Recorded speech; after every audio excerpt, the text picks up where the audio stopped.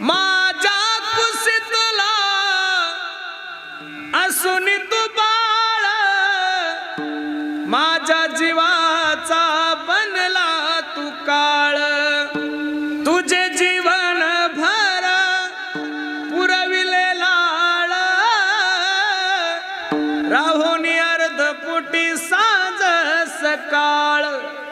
मी तुला पाहून प्राण सोडिले रे बाळ, तुने नाही पाणी पाजिले।